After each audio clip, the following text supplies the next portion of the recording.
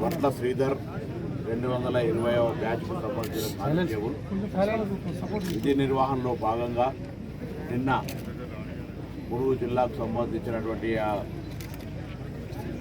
పోరాటం లోపల చనిపోవడం జరిగింది. ఆయన ఆత్మకు శాంతి చేకూరాలని ప్రభుత్వం తరఫున నివాళులు అర్పించడానికి ఇక్కడికి రావడం జరిగింది. అతని కుటుంబానికి సంఘీభావం తెలియజేస్తూ వారు ధైర్యంగా ఉండడానికి ప్రభుత్వ పక్షాన అన్ని రకాలుగా అండగా ఉంటాం అనే మాట చెప్పడానికి కొరకు ఇక్కడికి రావడం జరిగింది.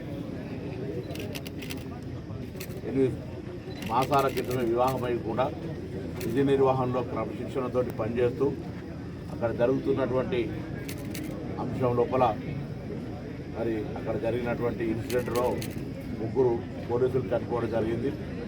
అందులో వడ్ల శ్రీధర్ తన ప్రాణాలు కోల్పోవడం జరిగింది. ప్రభుత్వ పరంగా గౌరవ ముఖ్యమంత్రి గారి ఆదేశాల మేరకు మేము, అదేవిధంగా ప్రభుత్వ సలహాదారు షబీర్ అలీ గారు, పార్లమెంట్ సభ్యులు సురేష్ షెట్కార్ గారు, గౌరవ శాసనసభ్యులు మదన్ మోహన్ గారు, అదేవిధంగా జిల్లా కలెక్టర్ గారు, ఎస్పీ గారు అందరూ కూడా ఈరోజు ఆ కుటుంబానికి అండగా ఉంటామని, ఇటువంటి వాటిని సహించేది లేదనేటువంటి మాట చెప్పడం కొరకు రావడం జరిగింది.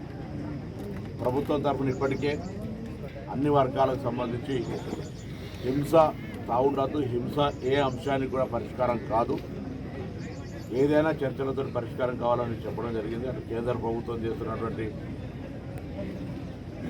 ఈ యొక్క కార్యక్రమం కావచ్చు, ఇటు నక్సలైట్ల పేరు మీద జరుగుతున్నటువంటి అంశం కావచ్చు, ఇవన్నీ కూడా ఉండడానికి వీల్లేదు.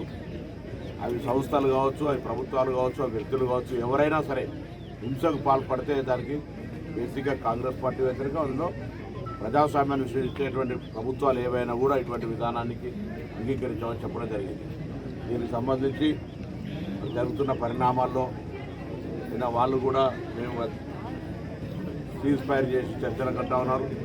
సెంట్రల్ గవర్నమెంట్ కఠినంగా ఉంటుంది అనేటువంటి మాట చెప్తా ఉన్నారు. కాబట్టి వాటన్నిటి మధ్యలో ప్రాణ నష్టం జరగకుండా ఉండి శాంతి భద్రతలు కాపాడుతూ ఎవరిని కూడా ఎవరు చంపుకోవడం లేవు, చట్టం ఉంది, లా ఉంది, దాని ప్రకారంగా పోతే బాగుంటుంది అనేటువంటి అభిప్రాయాన్ని గౌరవ ముఖ్యమంత్రి గారి పక్షాన తెలంగాణ ప్రభుత్వం ఇప్పటికే అనేక సందర్భాల్లో కేంద్రాన్ని కోరినాం.